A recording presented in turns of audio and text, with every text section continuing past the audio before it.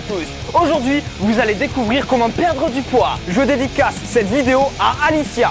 Alors Alicia, écoute bien. On commencera tout d'abord par montrer l'entraînement. On parlera ensuite de l'hygiène alimentaire que vous devez avoir. Pour finir par l'état d'esprit que vous devez adopter pour pouvoir atteindre vos objectifs. C'est parti! C'est un entraînement rapide et léger car vous allez devoir le répéter 5 fois dans la semaine. C'est-à-dire que vous n'aurez que 2 jours de repos.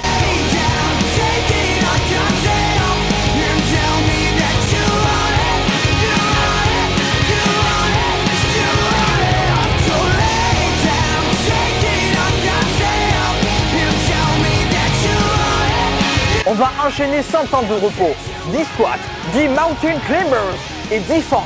Ces 3 exercices représentent un round. Et vous devez le faire 5 fois en séparant chaque round de 1 minute 30 de repos. Je vais expliquer plus simplement. 10 squats, 10 mountain climbers et 10 fentes. Vous prenez 1 minute 30 de repos et vous recommencez jusqu'à avoir fait 5 rounds.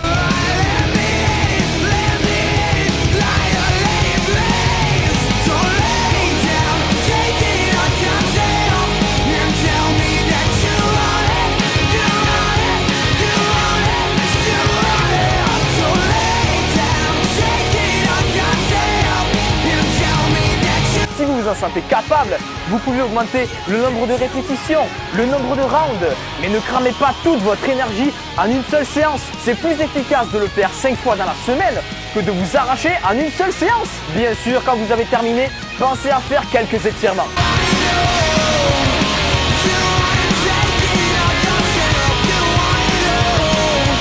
Ah oui, et je précise que vous n'avez aucune excuse, sauf contre-indication médicale. L'entraînement est rapide, il prend maximum 10 minutes. Alors vous ne pouvez pas utiliser l'excuse du « mais j'ai pas le temps ». Voilà pour l'entraînement. Hygiène alimentaire, et je dis bien hygiène alimentaire et non pas régime alimentaire. Vous n'allez pas faire de régime, vous n'allez pas faire un programme très précis de ce que vous devez manger et vous n'allez pas le tenir pendant 2 mois.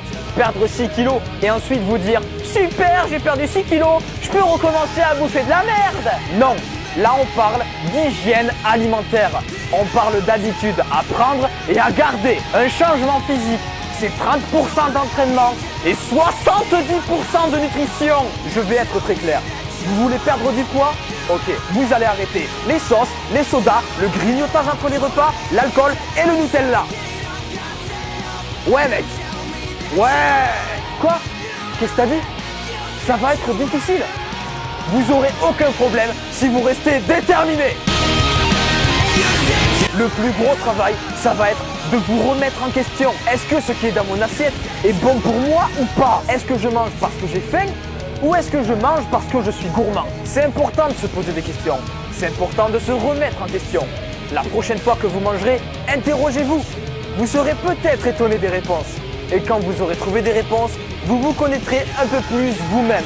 Vous allez travailler votre corps pour vous sentir mieux dans votre peau. Et si vous vous sentez déjà très bien dans votre peau, eh bien vous vous sentirez encore mieux. Car vous allez directement travailler sur votre corps et indirectement sur votre esprit. L'esprit, l'état d'esprit, c'est super important. La force de votre esprit se reflète sur votre physique. Mettez un esprit de lion dans un corps de mouton. Et je peux vous garantir que ce mouton, il devient le nouveau roi des animaux. Et pourquoi? Parce que dans son esprit, l'échec n'était pas envisageable. Durant cette perte de poids, ce changement physique, beaucoup de choses vont travailler dans votre tête. Vous allez ressentir de la faim, vous allez vous sentir fatigué. Mais c'est temporaire. Le plus dur, ça sera de démarrer et de jamais abandonner. Dès que vous aurez pris vos marques, ça deviendra une habitude. Et si malgré tout ça, un jour, vous avez envie d'abandonner, souvenez-vous pourquoi vous avez commencé. Si votre raison de réussir est plus forte que votre envie d'abandonner, alors plus rien ne pourra vous arrêter.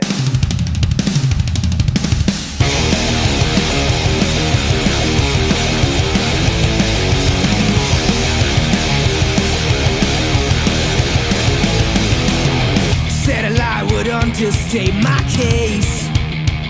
I hold my tongue, I know I'd say something I regret.